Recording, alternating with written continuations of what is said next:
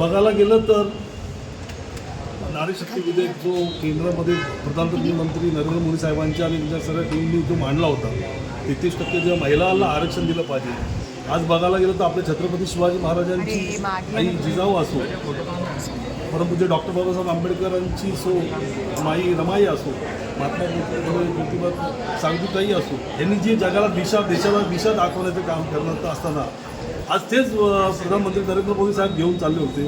आज आपण बघितलं असेल त्या संदर्भात आम्ही सभा तहकूब व्हावा म्हणून आम्ही पत्र दिलं की आज जो एवढा मोठा विषय जो आहे, ज्या विषयावर देशामध्ये महिला जागरूक झाल्या आहेत, सगळ्या गोष्टीला विरोध चालू झाला आहे. आज फक्त काँग्रेस आणि जे पक्ष आहे त्यांनी जो विरोध केला त्यांचं फक्त एकच म्हणणं आहे की महिला भगिनी चूल आणि मुलापर्यंत राहिली पाहिजे, ती स्वतः सक्षम झाली नाही पाहिजे. त्या दृष्टिकोनातील आमच्या सर्व महिला भारतीय जनता पार्टीचे आमचे उपमहापौर असो, आमचे गटनेते असो, यांच्या माध्यमातून आम्ही हे सभा तहकुबाचं पत्र दिलं की जे घटना केंद्राच्या ह्याच्यामध्ये झालेली आहे ती तहकूब करावी. एक साहेबाला आम्हाला वाढदिवसाचा काही विषय नाही की वाढदिवस झाला, वाढदिवसाचा तुम्ही बोलू शकता.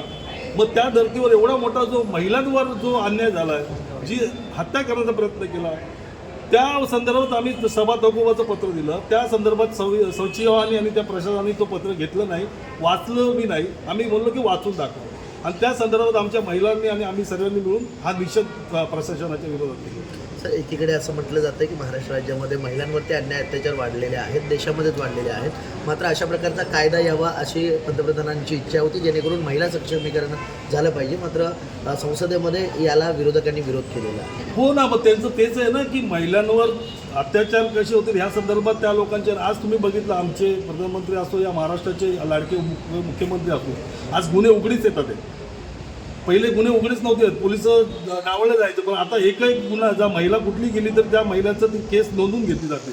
आणि ते एक सक्षमीकरण आमचे मुख्यमंत्री असो, आमचे उपमुख्यमंत्री असो, यांच्या माध्यमातून ह्या सक्षमीकरण झाल्याचं काम दिसून येतं. आणि आज मला बघितलं उद्या आमचं 4 वाजता आमच्या सर्व महिलांच्या मुद्दे आमचे लाडके मुख्यमंत्री सर्व पक्षाचे आमचे जी लोक आहेत त्यांनी आमचा एक निषेध म्हणून मला वाटतं वर्ली ते जांभोरीपर्यंत रॅली निषेधची महिला आक्रोशचा हे काढलेलं आहे, निषेध मोर्चा काढला आहे. त्या संदर्भात आम्ही सर्व नगरसेवकांची आम्ही सर्व लोक त्या भागी देवेंद्र फडणवीस साहेबांच्या नेतृत्वाखाली आम्ही सर्व असणार आहेत.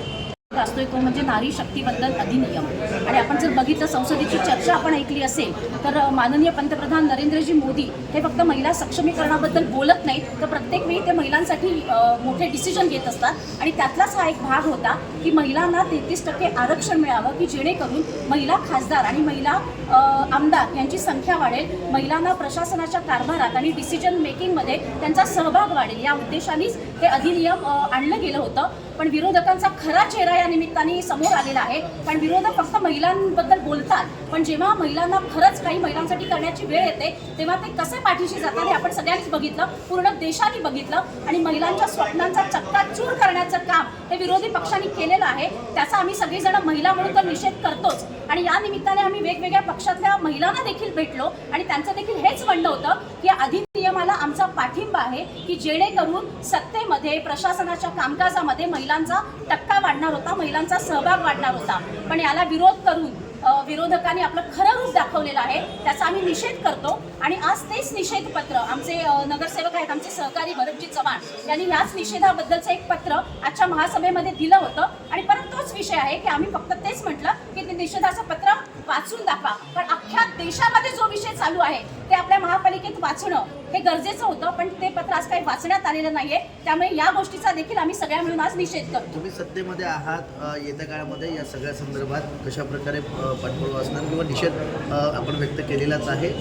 महापौर असतील, उपमहापौर असतील यांच्यासोबत बैठक घेऊन या संदर्भात काही तोडगा काढण्यासाठी काही बोलणार आहात? बघा, कसे आम्ही सत्तेत असलो तरी भारतीय जनता पार्टीचे सगळे नगरसेवक योग्य विषय घेतात आणि तो जर विषय कधीच लागला नाही तर त्यासाठी योग्य पाठपुरावा देखील करतात. आणि त्याच्यामुळे आज जे आम्हाला पत्र वाचून दाखवण्यात आलेलं नाहीये, पण ते पुढच्या महासभेमध्ये हे पत्र देखील आम्ही वाचायला सांगू आणि या गोष्टीवरती आम्ही चर्चा देखील करू. विरोधक म्हणतात 2023लाच खरा हा कायदा पास झालेला होता, पण त्यावेळी का नाही मंजुरी घेण्यात आली. म्हणजे असे विविध आता विरोधी पक्षाकडून आपल्याला स्टेटमेंट येते.